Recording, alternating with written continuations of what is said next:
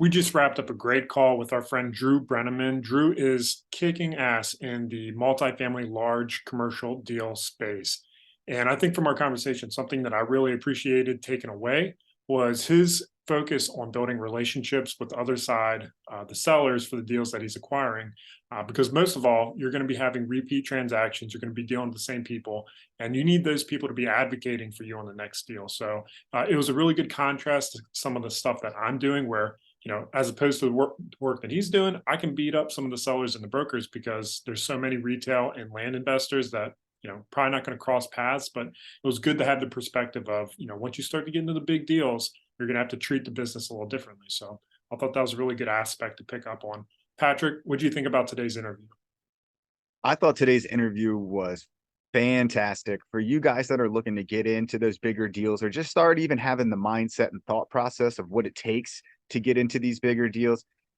He's bought hundreds of millions of dollars from multifamily properties. And I think one of my key takeaways was he hasn't done anything in the last year and a half because there wasn't any good deals that came across the table. And I think that's a huge piece of advice that you guys are going to take away from this podcast is sometimes it's okay to sit on the sidelines and wait for a great deal instead of just buying whatever's available. So listen to the end. Great book recommendations. You guys are going to love this. And here it is. How's it going, everybody? And welcome back to the Real FI podcast. I'm your host, Patrick McGrath, with my co-host, James Rippion. How's it going today, James? Going well, Patrick. I'm excited about today's interview. As always, every week we're bringing you guys great people to talk to and learn from. So without further ado, let's go ahead and introduce our guest, Drew Breneman. Drew, I'm going to get this started by teleporting you back in time to when you were 14 years old, man. I read a little bit about your bio and you hit the ground running when you were young. So, let's get this conversation started, when you were in your, getting into your young adulthood, you were starting to get into business, and take us back to that time and tell us what you had going on. Yeah, thanks for having me on, guys. Appreciate it. I was just always like that in terms of I know what you're saying, where I started all sorts of little business ventures. I think the first thing I did that's just comical to think about now, because I have a 5-year-old son, and I was about the same age as him, and I was just doing like a concert for my parents with like a guitar and I forgot whatever kind of instruments we had as like child ones around, and I charged admission to them. It just made sense. Like we would put this on for free, so it was like a quarter per person to see the concert. And so I was just always kind of interested in wheeling and dealing, when Beanie Babies came out, I was like, all right, can I flip these things, or how could I make money doing this? And it didn't, I was always looking at it like at a business angle where I didn't but it kind of the first real business that I had that it really amounted to anything meaningful started in high school. So people were playing Diablo 2, EverQuest, World of Warcraft. This would be back in like 2002. And so I saw people paying real money for items in those games, and it was really inefficient what they would sell for. So sometimes the same item, these are like swords, shields, bow and arrows, helmets in the game. And, sometimes it'd sell for $5, sometimes it'd sell for 15. So I started just buying items from people quitting the game, or, auctions that were going where there wasn't a buy it now. This is on eBay, and it would just be selling like in the middle of the day in the summer or something. I'd be home and bid on it and get it, and then I would resell it. And so I didn't make a lot of money on any one transaction, but I did thousands of them. So over the course of, so I'd come home from school, and every day I would have, 10, 20, 25 things sell on eBay. And then I go make my deliveries online, where I would be able to put them on a separate account and email them people the account username, password to deliver. And so I just plugged away at doing that. And then when I was done with my deliveries, I'd do my homework or have dinner and then go to bed. So rinse, repeat. Did that for 4 years, my sophomore year of high school through freshman year of college. And then, these games, they kind of go like they become popular, then they're not. So over the course of time, I did it in a few games besides Diablo 2. But then, I kept all the money that I made doing that, where I only bought one larger ticket item. I bought a radar detector in response to getting the speeding ticket. And that's about all I spent my money on. I saved the rest. And so, and my parents were kind of the same way, where they were both teachers.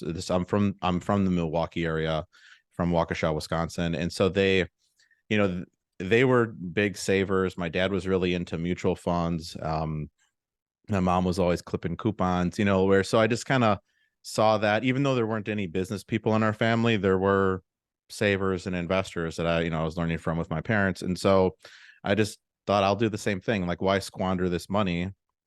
And at the time, I remember being kind of proud that I wasn't going to go waste it, because I joked to my friends, like, or I don't remember who I was saying it to, but I'd be like, most kids probably just go buy a Ferrari, and then there's just like one and done with this internet business, and it doesn't turn into anything, you the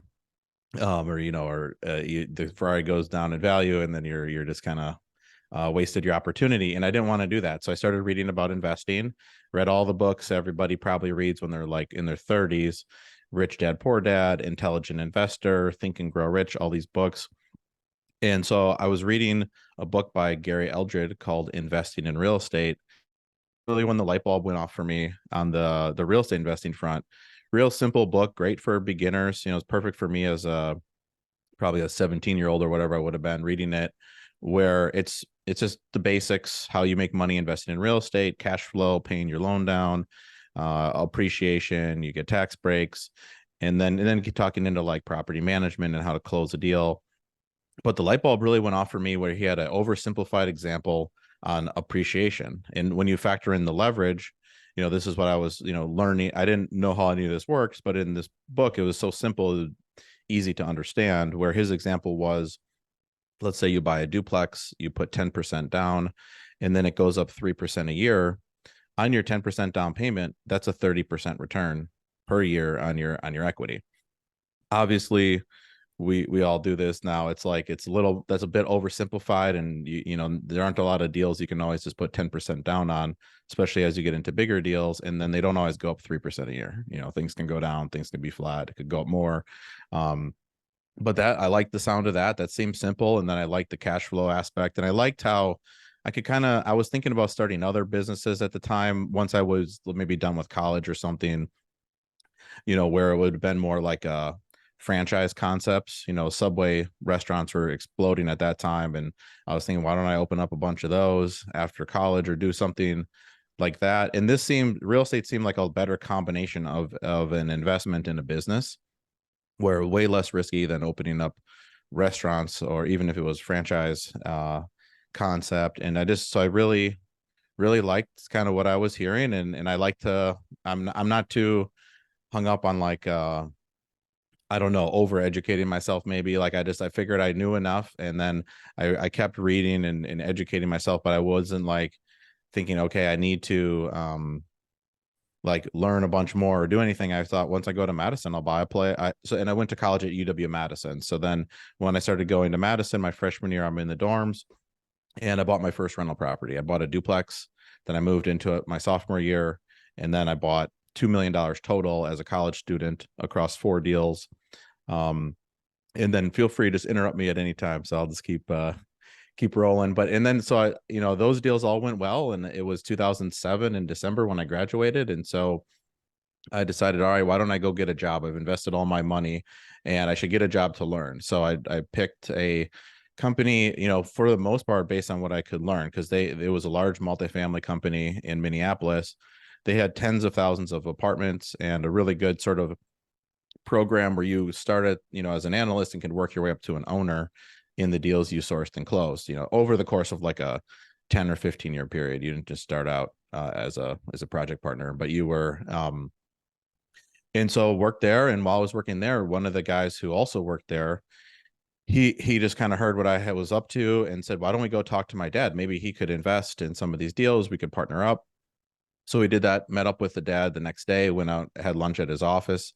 And prior to that meeting, I had printed out a bunch of deals, and he really liked one of the deals I had printed out. It was a 2-tenant shopping center in Minneapolis. Verizon Wireless was one of the tenants. They had just, this brand new building, had just signed a 7-year lease, and so did the other tenant. And so we ended up actually partnering up and buying that deal. Long story short, in that that I printed out. And then over the course of the next 10 years, the 3 of us, we bought $100 million of property together. So from 2009 to 2011, we bought $25 million of commercial properties, shopping centers, an office building, industrial deal. all in the Twin Cities. And then in 2012, I moved to Chicago, and then we started doing multifamily there. And then we had, our business plan was basically like the BRRRR method essentially, but it was on larger deals where we had $3 million of equity from the dad that we would put into, we bought initially $10 million of deals. We raised the rents, we raised the income. Then we did a cash or refinance, pull out the 3 million, rinse, repeat, buy another 10, refi, pull it out, buy another 10. So we bought $30 million of property that way, doing just that series of deals, which we pulled all the money out of now. And he's got his $3 million back. And then the other deals were just sort of the, where we would buy something and then we would, raise the value. Then we would either just hang on to it, a lot of long-term holds, or sell it in 1031 into a bigger deal. Then 2019 found another kind of similar situation, partnered up with another father-in-law, son-in-law this time, and bought about a similar amount of property in 2019, 2020, 2021, about 100 million with them. And just kind of same thing, longer term, sort of these value add multifamily deals, but where we're not doing a lot of construction typically, where it's more just the building was maybe built, it's new, but they're below market $200 on the rents. So we can buy it and get it to a really attractive cap rate once we move the rents to market. And then as we were doing more deals in Chicago and in these specific markets, you just have a lot of really good information. Like, what the rent should be, what the operating expenses would be. You have, I'd have to add it up, but I think I own about 20 buildings in Chicago, and it's, so you have a lot of good information where, let's say we're buying a building, I might have 2 that are just like it. So I have already real numbers on what the water bill should be, what's the repair, what are my taxes on that building. So for the most part, we weren't even using the seller's financials at all to underwrite the deal. We would just look at the building and go, what would we run this for? What would we charge for rents and everything, and operating expenses. And then about in 2020, like many people will kind of just, you're at your house, you're thinking about what you should be doing. And I really, what I had noticed, over the years were 2 things. Like, I had other people come, to me, and they wanted to invest money in deals, and I would turn them away because I'd say, like, I'm really only set up to be in these partnerships with these 1 or 2 guys here, where we don't have any investor reporting or an investor relations, or any way to like manage this or set it up. And then, and so I was thinking I should, start to accommodate these people. And then also, when I started in 2005, you'd go and you'd look at these research reports from Marcus and Millichap or these brokerage houses, and it was always the number 1 markets every year. It was San Francisco, it was New York, it was LA, Boston, Washington, DC. It's just all the gateway markets. And it was just, you'd open the report and be like, is San Francisco or New York going to be number 1 this year? And in 2012, that all changed, where for the last, decade now, the Sun Belt has outperformed all these gateway markets. And I didn't know that for sure at that time. I wanted to look into it. So if we would have been talking 3 years ago, I would have said, I feel like I'm doing these great deals in Chicago, but I got all these headwinds, and, Chicago and these big cities, they used to be the best markets to invest, but it feels like everybody who's buying anything in Florida or Texas or Tennessee or Arizona, like they're doing way better on like an average deal. Whereas if you do an outstanding deal in Chicago or New York.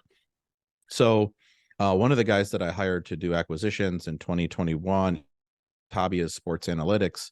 And so he has made as a side project for himself, it's an NCAA bracket optimization model. So he can predict what will happen in these NCAA tournaments, where he can increase your odds of winning your pool by 5 times. So, if you're in a 100-person pool, your chance is obviously 1% to win. Using his model, he can up it to 5%. So it's not a guarantee you'll win, but he knows what's correlated with winning and losing, what things what aren't. It's interesting talking to him. I have a podcast, and we did a NCAA episode, and I forgot what was most correlated, but one of the things that was least correlated was actually your 3-point percentage, where it was pace of play, I think, and turnovers were the most important, and then how that matched up with the opponent. But anyways, we made a version of that for multifamily. So we took all these inputs for the multifamily market. So rent growth, population growth, job growth, as a percentage GDP growth, just everything, median home price growth, just every stat you might be relevant. We got it all by zip code. And then he figured out what's correlated with the price appreciation, and then we ran it forward. So now I have this, this model where I see from 2012 to 2022, all the Sunbelt markets did the best. They did the best for job growth. They did the for rent growth, for multifamily price appreciation. And then all those same trends that and variables that were correlated with the prices going up and the rents going up, those are all still holding, so people are still moving to Austin, Texas. People are still moving to Phoenix and to Dallas and to these cities. So these trends aren't changing. And so I thought, all right, I want to get in on these tailwinds. And so in 2021, we pointed the business more at Phoenix. And so then that's so we bought 5 multifamily deals in Phoenix in 2021, 22, and then bought 4 months ago, I moved from Chicago to Austin, Texas. And so we're getting rolling in Austin and Dallas now. We still, of course, would do deals in Chicago. We have like such an advantage there, still having local people there, and all those deals and, sort of the insiders info from deals we actually own. So yeah, that's the business today and everything I've done. So That's pretty incredible. You've definitely packed a lot into this, and it's after everything you said, it's really difficult to kind of pick up, where would be the most interesting point. But I'm kind of curious, when you were starting to talk about the data analytics business, is this a business or is this something that you guys are utilizing in-house? Are you licensing any of this data to any other operators for their purposes and charging a fee? No, we're not. This is just for us. It's our model. And then all the data, some of it we had to buy, where we were able to buy the census data by zip code.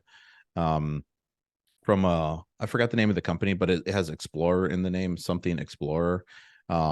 So people wanted to look that up. If you did census data Explorer, or maybe it'll come up. But and then some of it we have a Yardi subscription, and then also CoStar, and then so we were able to pull in all the so if you wanted like supply information on apartments, we would pull it in from Yardi and from CoStar and take an average. And so that was so that's so it's not a product we're licensing. So yeah, we're using it just as our proprietary thing to pick markets, and it's for our so you can take advantage of that by investing in our deals, or just if you're an active investor, hearing what we're up to and following the same trends. And I'm kind of curious, based on all of that, if people had their magic 8 balls and like they could tell the future, they'd be investing, making money hand over fist. But you've got data that you're relying upon to make some of these educated, informed business moves. If you had to kind of throw some markets out there for the next 10 years to identify the next Austin, the next Nashville, the next Denver, what kind of places, and I know you said you're in Phoenix, but is there anything outside of Phoenix that kind of comes to mind as being like the next great market to be in? Well, what's interesting is there's still a lot of room to run in these Sunbelt markets you're mentioning. So really what we've realized in our analysis was focusing on the top 53, I believe is the number, or markets. So by size. So we would, pretty much like around the size of a, I'd say just above the size of maybe Bozeman, Montana. I think people ask about that one a lot, but then that I think didn't make the cut size wise. So in terms of what we see is just there's a lot of fundamental strength in the Sunbelt still, and so it's the same name. So in terms of what's the next Austin, like there's still so much room to run in Austin, and Austin is the #1 city in the country for job growth and population growth. It's 2 full standard deviations beyond the national average, and the next closest is Raleigh, which was 1 something standard. It was like 1.6 standard deviation. So it's these markets that we've all heard about already. They're still on fire, and the only knock people have on them is, some of them have a lot of supply being built, but then that'll just depend on what what type of properties you invest in, if that's actually going to matter. If you're, Austin has a lot of supply coming, but if you're buying B and C properties where the rents are $1,200, 1,500, whatever, let's say for a one bed or a two bed in those markets, it's the new stuff's coming online and it's pushing $3,000 a month. Like, so you're not really competing with it. So, I mean, to name names, like I think where the markets that were strong the last 10 that are not as strong in our model, it was the mountain cities. So Salt Lake City, Denver, those were not as strong as Phoenix, Dallas, Austin, all the large Florida cities. So, Tampa, Orlando, Jacksonville, Miami, South Florida, Nashville, Atlanta, these are all strong. Charlotte, Raleigh. So the ones I'm just rallying off there, those were the strongest in terms of just the fundamentals and the fundamentals continuing. And I think in a lot of the reasons that Denver did so well in the last 10 years was it was still affordable compared to where people are moving from. And in Denver, out of these growth markets, it's one of the most expensive now. So you have less of a savings if you're moving, let's say, from California or Chicago or where you're coming from. Where Denver, it's not really much cheaper than let's say Chicago. So you're not getting any of those people trying to be into something cheaper. And then a lot of the businesses, they're picking the relocation, based on where the talent is, is a huge factor. And the next is just the business friendliness, tax environment. So then the states that lead the way for the business relocations, which job growth and population growth as a percentage of the existing of the, not in just total numbers, as a percentage of based on the existing population or existing job base. Those were the two most predictive things for the price appreciation. So then, a lot of that's going to the no income tax states. That's going to Florida, it's going to Tennessee, it's going to Texas.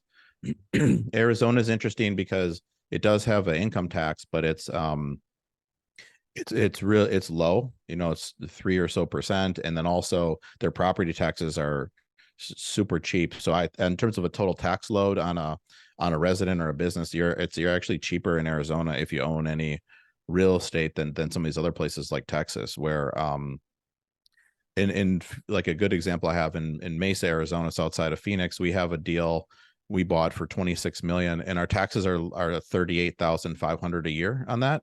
And we have a similar deal in Chicago and our taxes are 550,000 on it.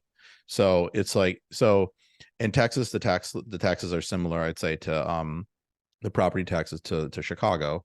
You need to get your revenue somewhere, and Arizona's just kind of balanced it out a little more. So, And you're definitely seeing the benefits of that, not only in the real estate game, but also just individual people choosing to live lives in these new markets.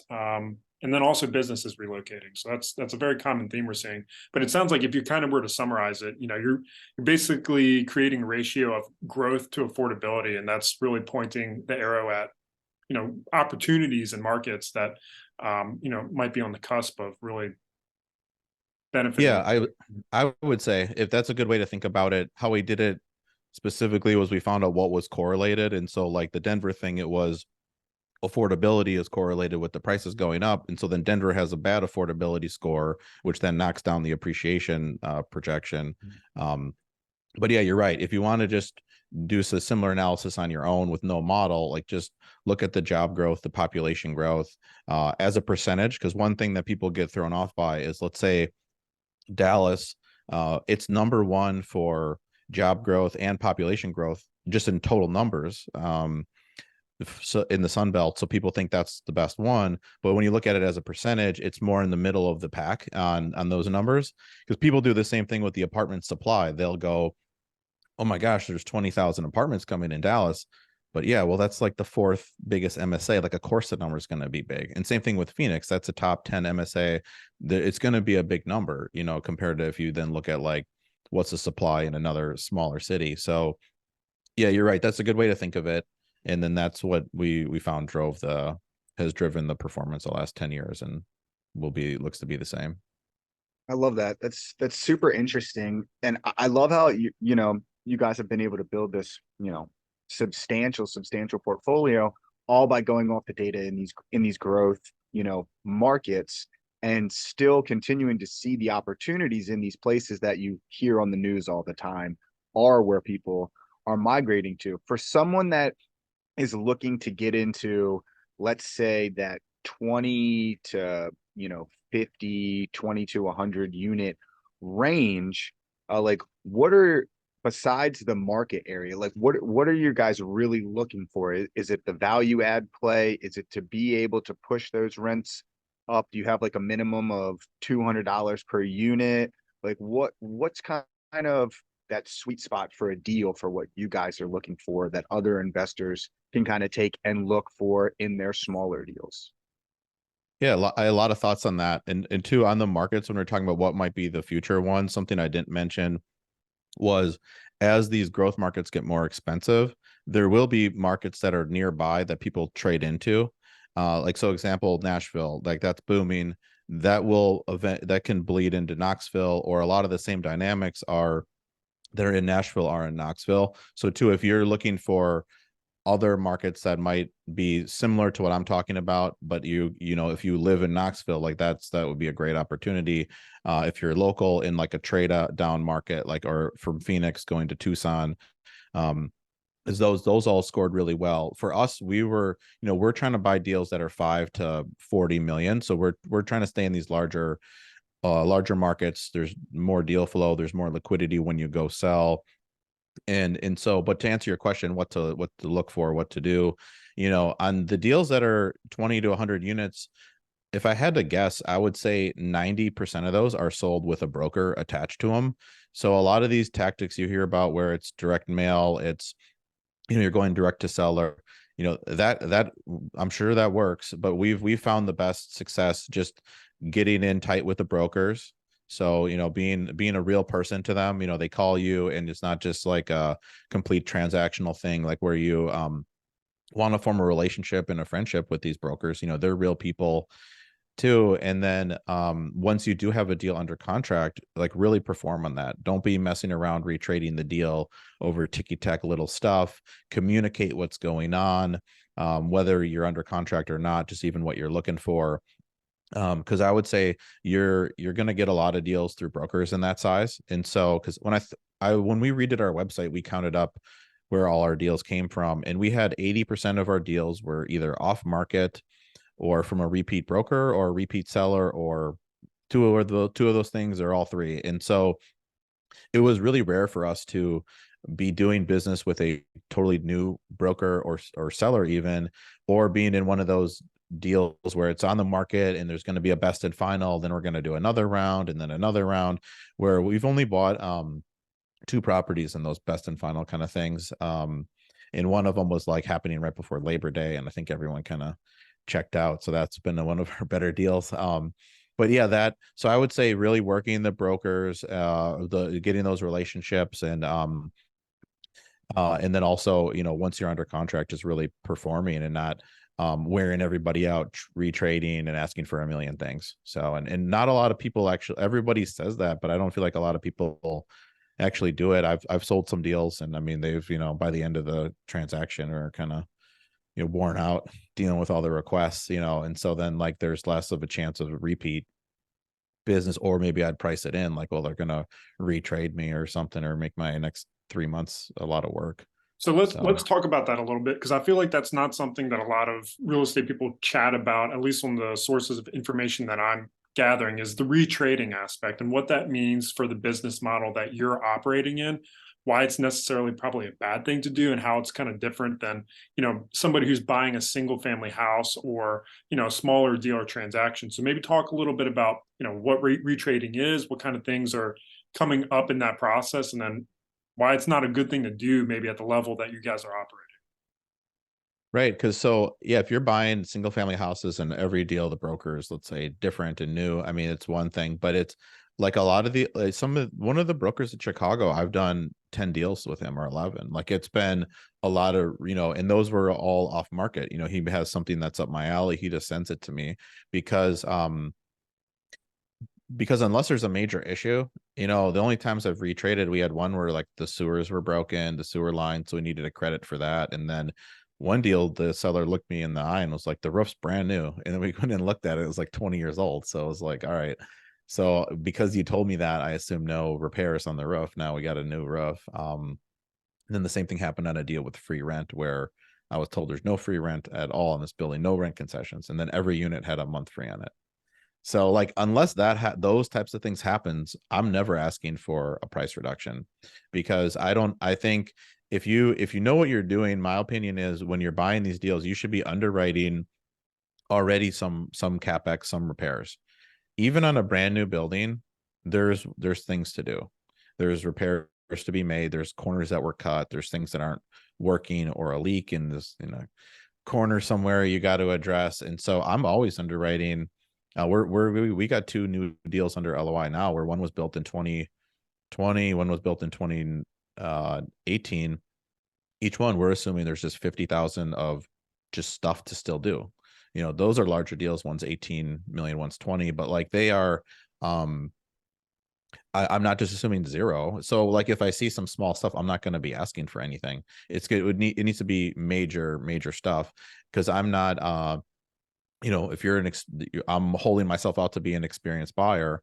And so then if I see, we need to change a furnace, I'm not going to ask them for $3,000, and so I went, that's on a larger deal. You're buying a 2 unit, and, maybe that's a different discussion if, half the furnaces are broken. But yeah, it's not only it's because you got to think in the context of the current deal and also the future. So you can't just be a total pushover thinking, okay, I want to get more deals in the future. Because if you're doing that, then you're just going to be continually like ran over on every deal. But it's more just being like, is this really important in terms of the larger context of the deal? Maybe you're buying a $2 million building and you're thinking about asking, I got to ask for $2,000 if we're painting something on the $3 million sale. Like, that's like, you shouldn't do that, in my opinion. Like, you should be assuming there's some stuff to do, and then you wouldn't even, you wouldn't even need to ask for that. So I'm thinking about it sort of long term, and is like, how actually important is this? Well, and I think in addition to that, you have to kind of realize that when you're in these smaller markets and you're niching up into larger deals and you're doing all this repeat business, that broker on the other side is going to be selling you to that seller as well. So, Right. they're That's a selling great the point. transaction, and they're going to be advocating for each of these people. And they're going to say, I've never done a deal with this person. I've done 2 deals with this person and they're a jackass. And I've done 3 deals with this other person. And they went smoothly, start to close, and they're going to be selling you on that as well. So it's definitely a different frame of mind.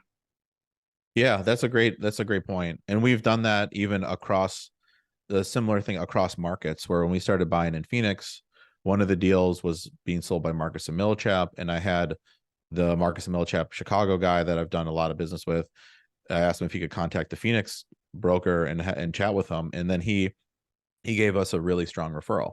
So he told him that Drew is the realest buyer he's ever seen. So he was hyping me up. Whereas if I was, ticky tack on every deal, you're not going to get that phone call. And then, but it's definitely a delicate balance, where, again, you can't just be a total pushover.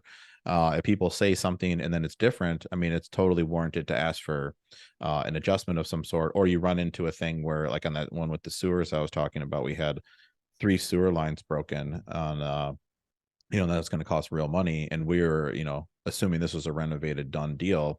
But yeah, so I think that's a good way to think of it too, where you are getting sold, like the broker is pitching, here's how these different people look. And the brokers, they want the deals to close. They want smooth transactions. They obviously want to get a high price for their client, but it's if they realize their buyer, their business plan is, and I've had people tell me this that would be sort of buddies in the industry that also invest in properties. Well, you just get it tied up and see what happens. Like in terms of meaning, like the price, like, okay, they said I need to come up to this number. I'll do it to get it under contract. And then I'll try to get it back to my original number when we're in due diligence.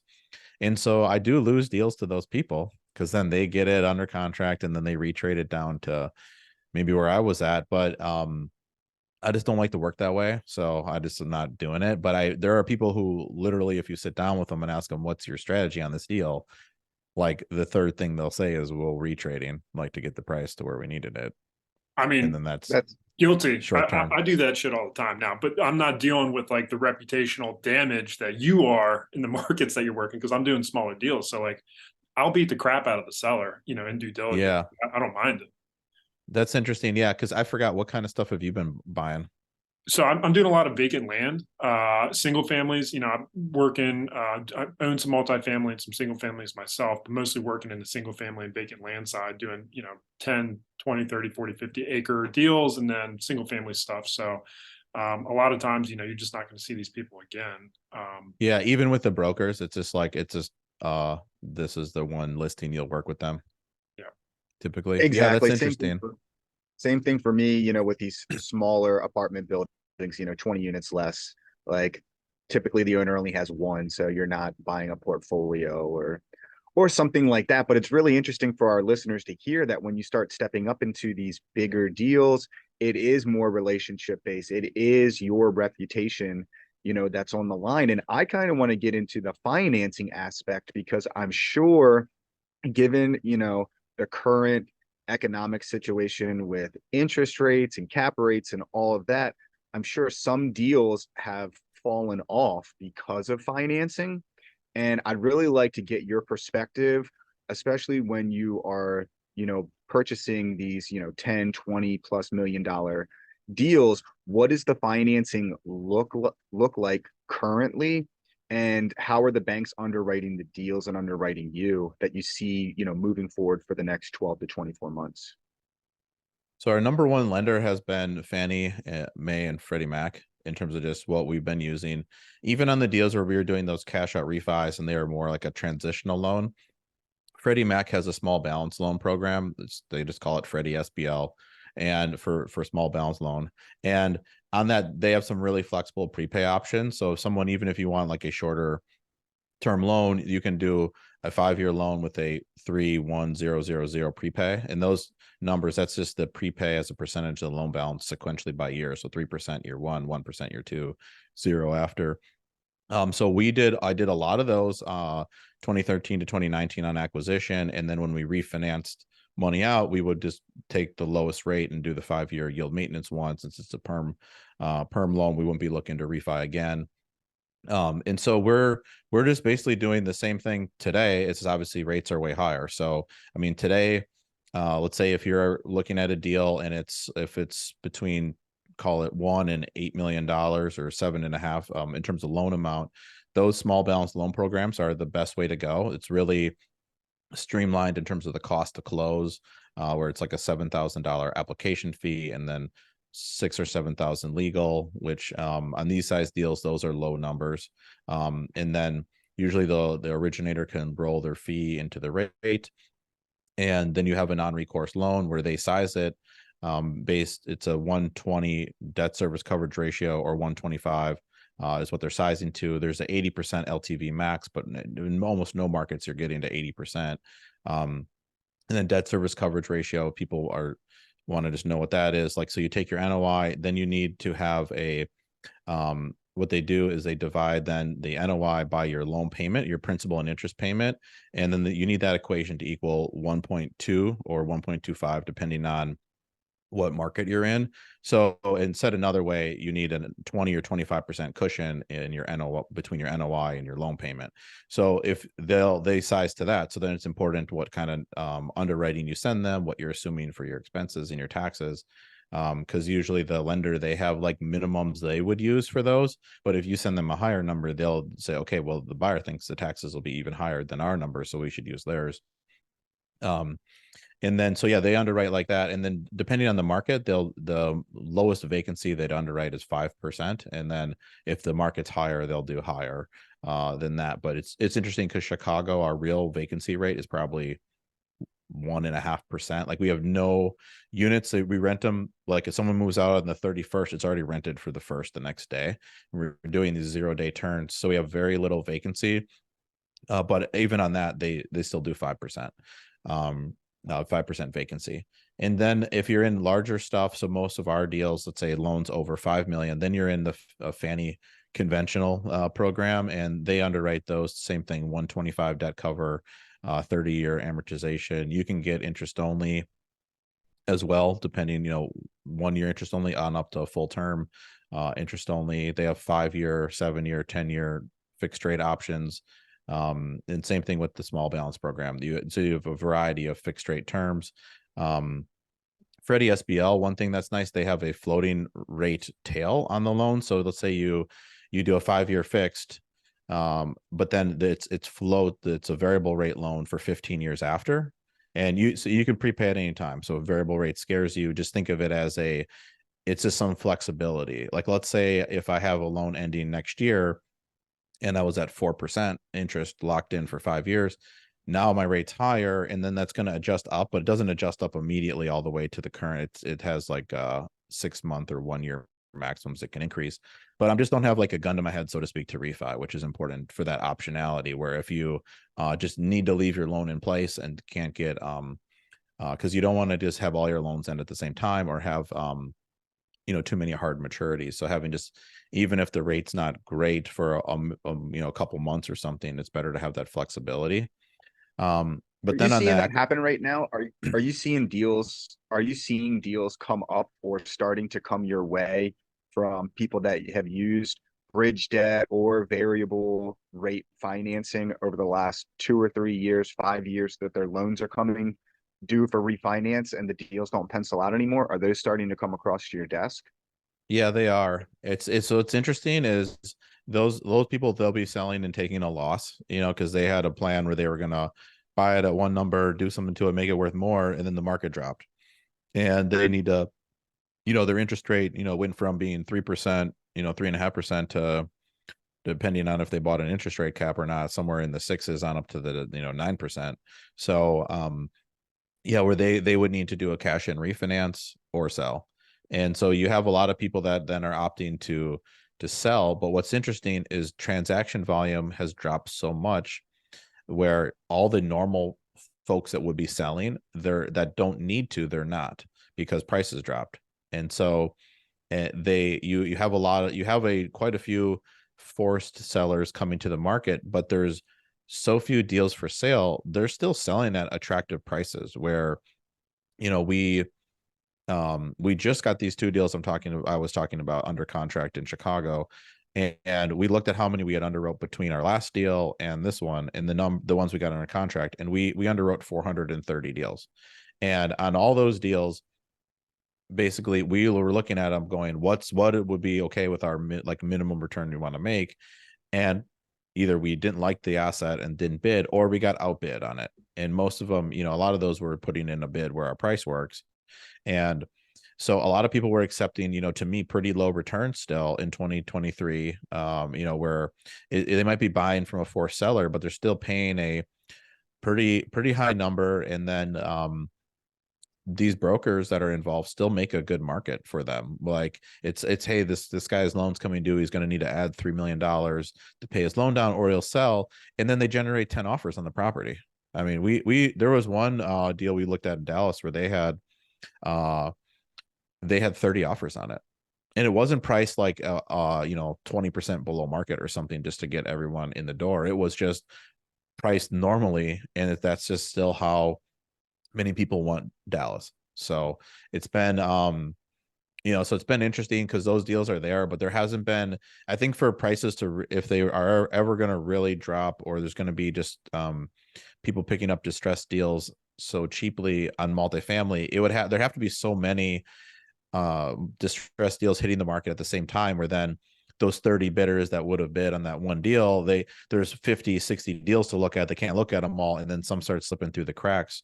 Where right now, at that time, it felt like there were just 10 buildings for sale in Dallas, and so you had the 30 best buyers looking at every one of them, and still getting a lot of good pricing for them.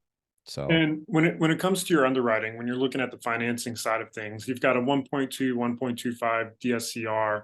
What kind of loan to value are you kind of underwriting for properties in general? And I'm sure it's going to be different per market and per property, based on the cash flow and everything. But, just generally speaking, like, how has that market in the LTV side of things kind of shifted, if at all? yeah, it shifted a lot, because most people, what they were doing when rates were in the threes is they would get a bank loan, which was not sized to a 120 debt cover, it would be sized to a lower one with the plan of saying, hey, rents grew so much in this market and we can raise the rents the next year or two, and then we'll be at a 120, 125. And then the banks could do that, those loans, as well as debt funds. So that's why everyone on these larger deals was using debt funds, because they're non-recourse. And then on the medium-sized deals, smaller ones, people are using banks. Now today, the banks have really pulled back, and debt funds, they price at SOFR plus a spread, so their rates are so high, it's not attractive for multifamily. So then most everyone has the same financing plan where they're going to do a 5-year fixed rate, Fannie loan. And so those today, for just a generic pricing, that would be like a 6.25% rate.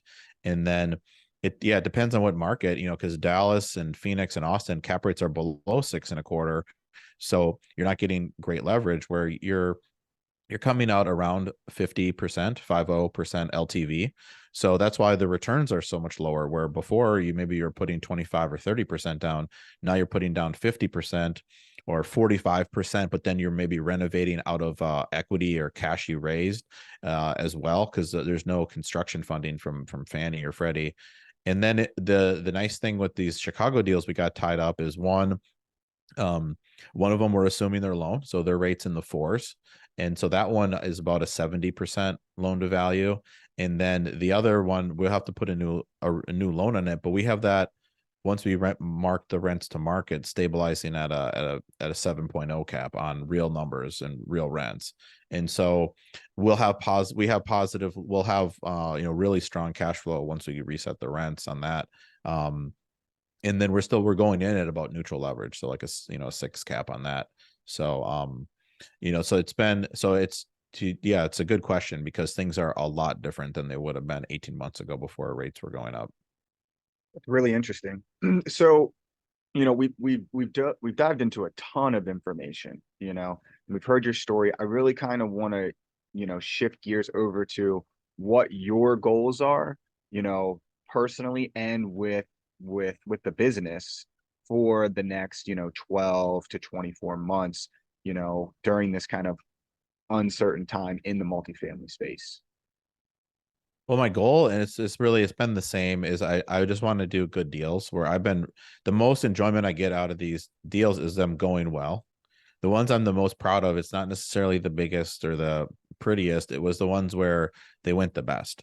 There's a 6 unit I bought that's probably my favorite deal, because like that was the one deal where literally everything perfectly, where you thought you could do this, or maybe I can apply for this zoning change and get it and add a 7th unit in the basement, and then I could rent it out for $2,000. And so I get the zoning change, and that thing rents for $2,650 now. And then I realized I could get a lot more upstairs, so then I started did a little updating in the upper floor units, and I'm getting 20% more rents than I thought. I mean, so I just want to be doing good deals. And I think like one of my goals in kind of personally is, do good deals. And if there aren't any, don't do any. I had, until this week, these were put under contract on Monday, I had not bought a deal since last July, and then that was put under contract in May, and that was, we were doing a 1031, and so like that was, we were half motivated to defer our taxes. So that's like a year and a half where we had not bought anything. And so I'd be okay continuing to wait, but these 2 good deals came up, and it's from a group we already had bought from. Surprise, surprise, they liked how we did on the first one, and so we're back. And also we sold them on, we can reuse the same contract. Like we had because in these larger deals, you're usually not using a form contract, like a template from the local realtor board or something. You're using an attorney drafted one, but we've already bought a deal that required a loan assumption from them, so we already have an agreed upon, ready to go contract. And then in the other one, we can just get rid of the loan assumption language and just do just take it out. And so because on these larger deals, there's rarely a financing contingency, so that we just get deleted, so then there'd be no talk about the loan. But yeah, so then that's the only other goal I have is I want to expand my investor base. So ideally with these new deals, and we haven't been able to do this since we had no new stuff to invest in, but the current investors or prospective investors telling friends, and then kind of working through that web of people, if you will, like that. I'm very much looking forward to doing in the next couple months, because that we were really clicking on all cylinders like 2 Februarys ago when we were raising money on the deals we had then, where it's like, okay, someone was investing, then do you have anyone else that might be interested? Then they give you 2 people, and you just kind of keep going through that. And it's that was really fun, because a lot of people think it's like too good to be true, or they're like, what's the downside? I don't get it. And there are downsides. Like there's definitely risks, like um but the main downside is it's not liquid. We're going to own these deals for 5 or 10 years. And so you need to be investing money that you're not going to need back in 2 years. This isn't a stock where you can just press the sell button. So you need, really to invest in this, the best way is long term. And then you need to have enough money where it's something you don't need near term, or it's more just like really long term wealth building, or you want the cash flow, but you don't need your principal back anytime soon, and just let it grow. So that's, those are the negatives, because there are negatives. But it's like, if you're in that spot where you could invest and you don't need it for 5 or 10 years, I mean, that's it's real estate's the way to go. So, well, I mean, going back to what you said a little bit earlier, sometimes the best thing to do in your business is to do nothing. I think the deal junkies are the people who are getting into trouble, buying those properties that don't cash flow. And then, 18 months from now, who knows, maybe they're doing capital calls on their investors, and they're having those unpleasant conversations. But I mean, look at successful investors who are buying and holding. A lot of what they do is nothing for the most part. yeah.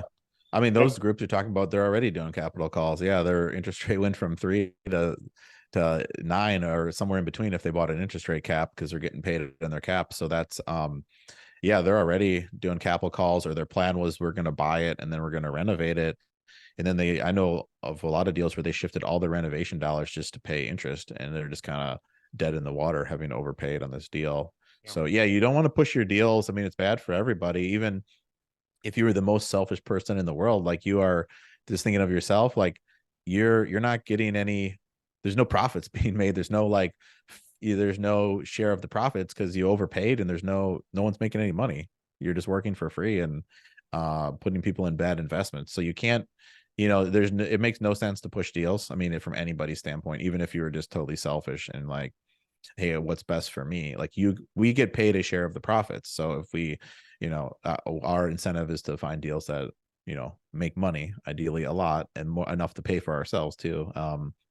And then so if you wanted to simplify things completely, like so it makes no sense to be pushing deals, to your point. Right. So if you were to give some advice to a investor who's really looking to step up their game, and I'm going to frame this in a really specific way, not really specific, but specific enough, how would you suggest or advise somebody who's trying to get into those larger deals to organize a partnership to financially take down a larger project, not necessarily a syndication, but maybe they come across somebody in their lives, such as you did in your past, where someone's got some money ready to invest. What would be your advice to that person who's looking to convince somebody to go in with them that has deeper pockets? Sorry.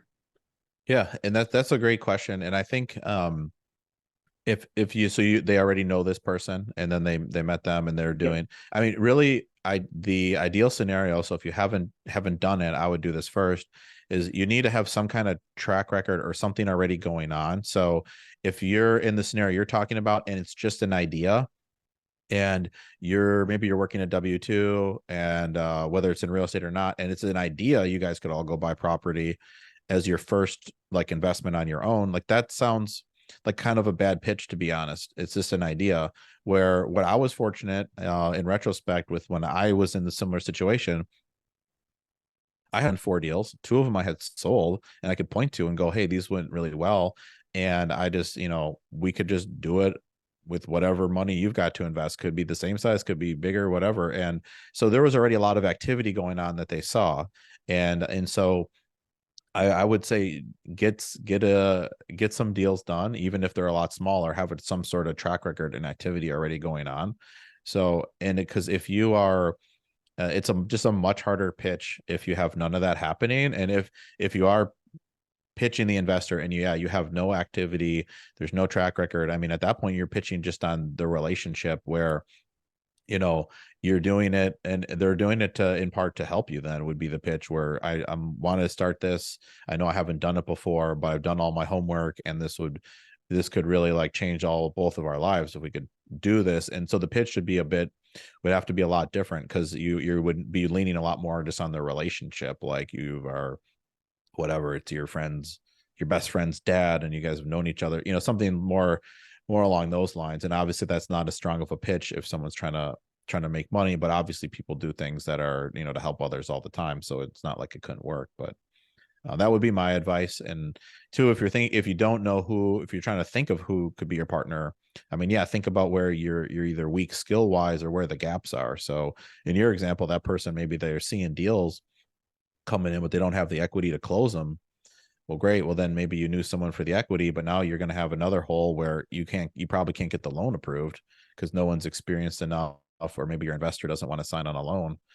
So then so there'll be these little gaps in what your expertise or resume, if you will, or financial wherewithal that you got to keep filling. So that'll be the next I think thing.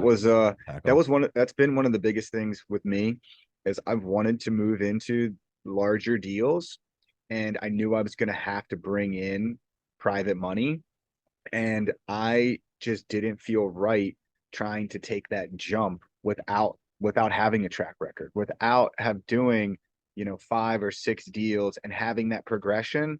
So when I'm going to buy a 30 unit or a 50 unit, I'm sitting here going, hey, I've been doing this for the last 3 or 4 years. I've acquired 30, 40 units personally, doing this on my own. It's worked. Here's the numbers, here's the exits, here's the refinances. So now we're just, like you said, taking that same blueprint, and now we're just using your capital to go out and do it and be successful. So many people over the last 2 or 3 years on Instagram and YouTube have talked about, oh, syndication's the way to go, find these deals, get these investors.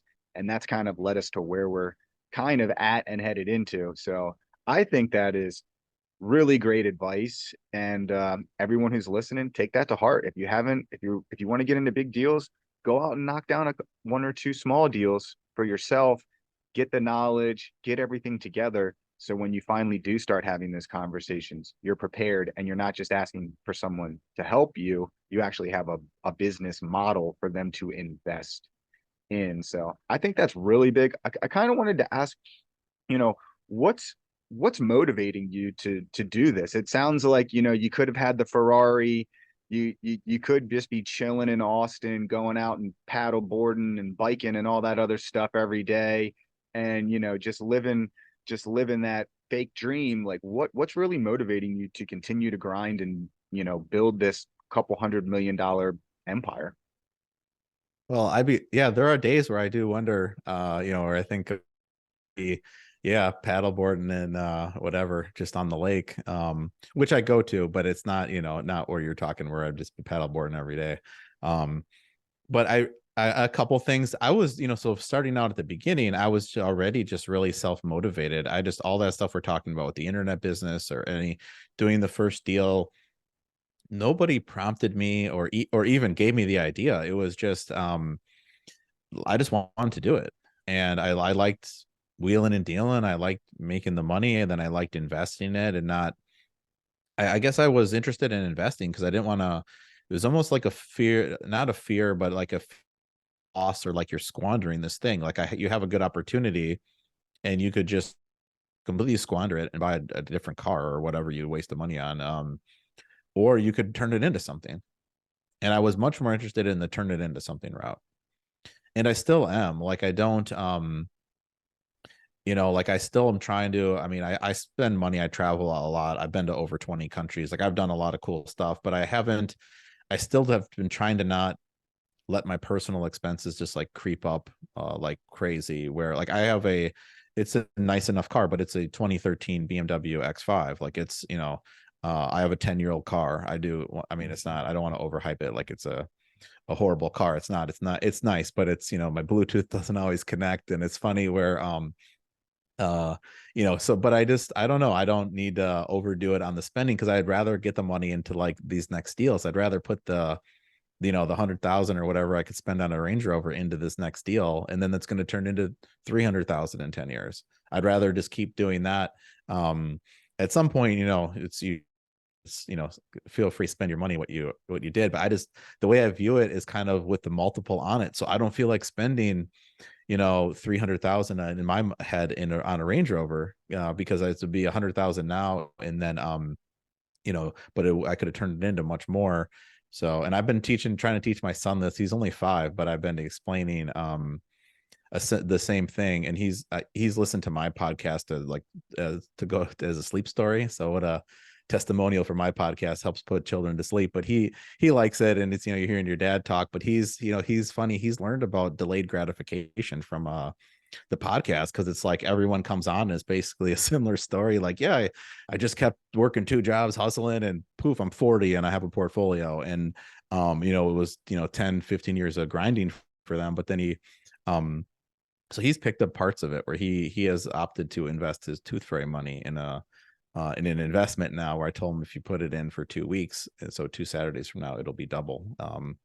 So he's about to see his first $10 bill, he said. So when he I think that's an so important lesson to impart on anybody. And I think we live in a world of instant gratification. And not to one up you, Drew, but you know, this past weekend on my car, 220,000 miles. I've had it for 14 years, driving 6 hours from North Carolina to Maryland, no AC. On top of that, no radio. So it's like, it was blissful. wow. But, you know, I was sitting there thinking, sweating my ass off in this car.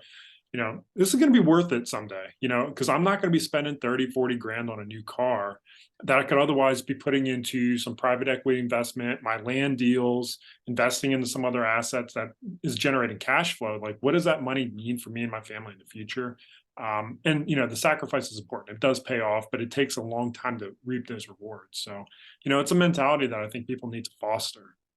Yeah, and it actually, that's great. I'm happy to hear you're doing that. And it also, it creates flexibility, because one thing that I didn't I just kind of, you know, when I was explaining my story, you know, there was a point where I had my own buildings, 2 of them.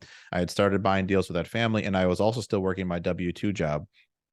But because I at that time I was driving a Pontiac, and I had paid cash for it, and I didn't overextend myself on anything. So when it was time to quit my job and I looked at what I should be spending my time on, I still had pretty close to more money coming in than what I needed to spend, because I owned 2 rental properties on my own. I had those partnerships, and so it gave me a lot of flexibility. Whereas if instead I had leased a new car and I bought a big house right away, I would have, maybe I wouldn't have been able to make that jump, because I would be kind of locked into all these payments on liabilities, or, you know, whatever your house is, you know, somewhat of an asset, where it's, you know, but be locked into these payments. And so, you know, that's the other thing I was thinking when you're talking about your car, where that's also, that allows you to be more flexible, where you're freeing up hundreds of dollars a month, you know, not having a nicer car. So Yeah, I agree Exactly, guys. 100%. This is, I think this is a great way to segue into our last segment of the show with all this insight here. And we call this one the Big Big Four. Four. James, take it away, sir. All right, Drew, tell us something that you have done or do currently that's a financial independence hack or a cheat code, that's something that's really helped you propel your finances forward. well, I mean, I mean, really, it's what we had talked about with the deferring and everything, you know. So I mean, that I would say, like, just what we had just talked about, where even because you have the money to buy something, it doesn't mean that you should, you know, where if you can continue investing and turn it into a lot more, and turn it into something more meaningful. And if you're talking about financial independence, like, and actually get to that. So do what James is doing, drive your car around with no AC, and no, don't, you know, go all the way like he is. Don't repair your radio. Just go all in on, you know, deferring, and there'll be a big payoff for, you know, James, and for people, you know, that are doing what he's doing. So, And, you know, to elaborate further on it, like, there's a ratio of stuff that makes sense on expenditures. So, like, don't be spending like 30% of your net worth on a car. Like, you can't afford it at that point. You know, in my twisted mind, I'm like, I want to spend like 0.5% on my vehicle, and like that's my budget. And that's yeah. And, how I calculate it in my head. but your average person, the way they're calculating it is their net worth is, it might be negative. It could be zero. and then they have enough for the $600 a month payment coming in now, because they switch jobs, they make 600 more, and now they think they can afford the car. And yeah, I'm similar. I don't have a net worth number, but if you can't just pay cash for it and not really, and you're not draining your account to zero, like to me, you can't afford the car. So like in that example, like if your net worth is zero in that example and you make $600 more, I think you should have like $1,000 car, you know, like you just wrote a check for.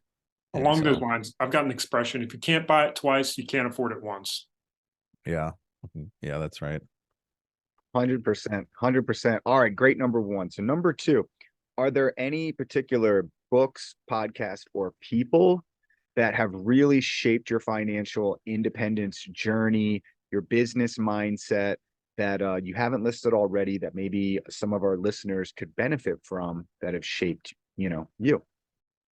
Yeah. So for, the financial independence, getting sort of the right mindset, I'm sure everyone says Rich Dad Poor Dad, but that's like, there's a reason for that. That's not a tactical book on how to almost do anything, but it's more just to get you in the right mindset, where there's more to just making money at a job. And then the kind of one of the follow-up books I thought was really great.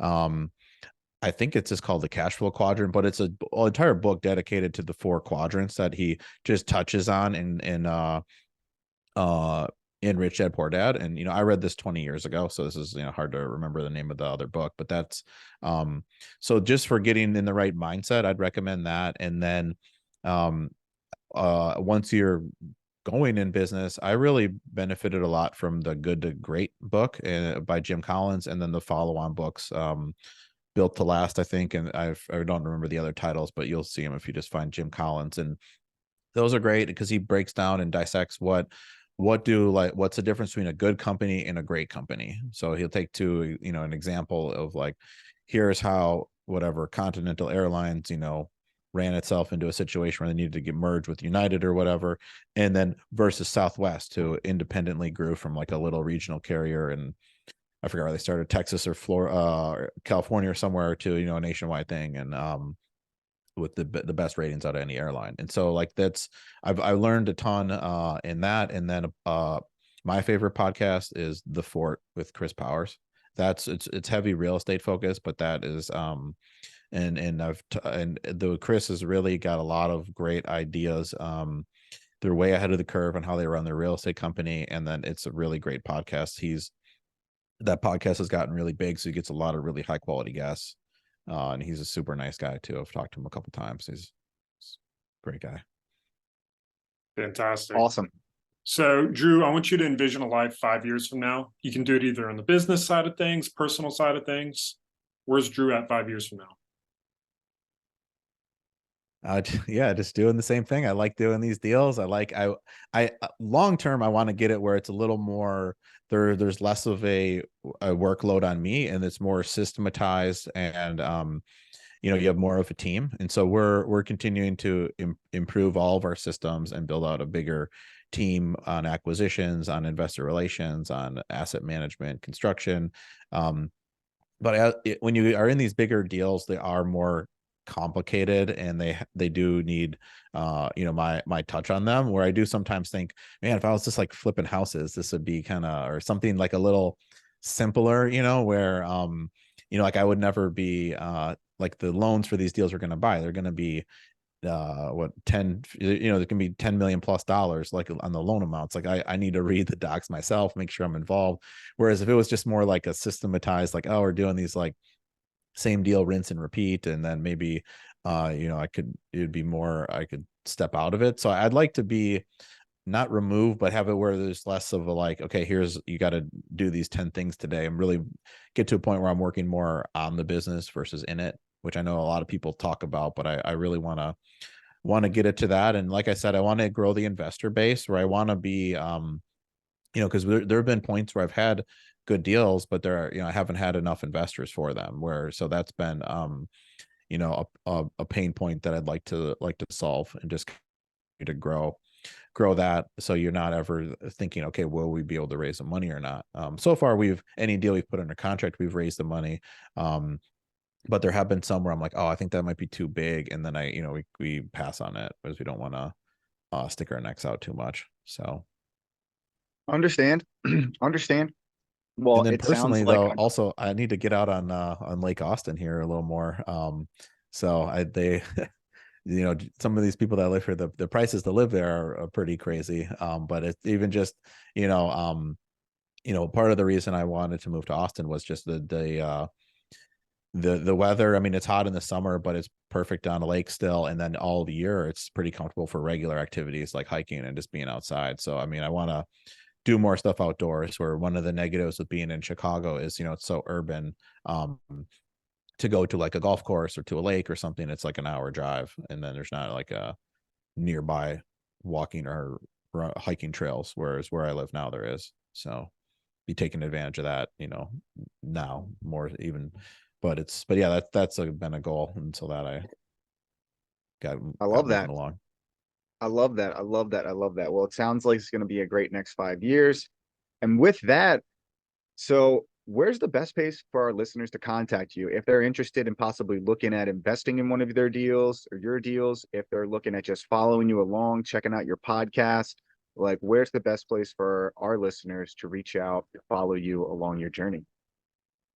Yeah, so the best place if you want to, learn about the company or get on our list to be an investor, you can just go to our website, breneman.com, B like boy, RENEMAN.com. And then you can sign up there to just click invest now and put in your info to be on our investor list. And then when we have deals available, when we get something under contract, we send it out to everyone who's on our list. So you want to get on the list ahead of time. And then also we have a newsletter you can sign up for on our website. We have a passive investing guidebook. So if you're hearing terms, we're talking about debt service coverage ratio or different things, or what's the difference between multifamily and industrial buildings or office, or how does we were talking about appreciation and money down, like, so it explains everything. It's comprehensive. It's 100 pages long, so you try to get into everything imaginable. And took all like 4 of us a long time to write. So and then too, if for social media, I'm on every platform at Drew Breneman.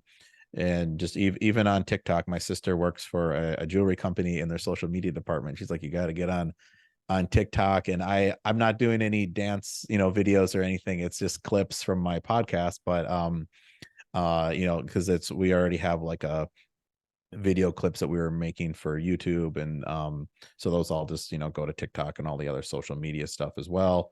And then, yeah, podcast, it's a real estate investing podcast called the Breneman Blueprint. So it's kind of similar to how, I was describing, where we bring on other real estate investors, lenders, insurance agents, just anybody in the real estate space. It's skews to a little bit larger deals, where we haven't had a lot of like talk about, one guy invested in houses, but mostly it's been, like people doing larger deals, and then some talk and send some episodes for passive investors as well, where I break down like every kind of fee there is, or what kind of, what to look for in a deal or in a sponsor. So, yeah, that's, other than that, that's it. So just kidding. There's a lot of places to go. So, well, you guys know, reach out, go follow Drew, go listen to the podcast if you're interested in getting into bigger deals. And you guys know the drill. If you guys like this type of content, if you guys continue to like the guests that we're bringing on, do something and leave us a review. Tell us that you love the podcast. Hey, leave us a review and tell us what we could do better and that you hate the podcast. We really don't care. Just reach out and do something. We do this for you each and every week, and we would appreciate a little bit of feedback. And with that, comment down below. Make sure you're subscribed to our YouTube channel. Check out the website, TheRealFi.com. Please make sure to leave us a positive review on your preferred content platform. Cheers to kicking the 9 to 5.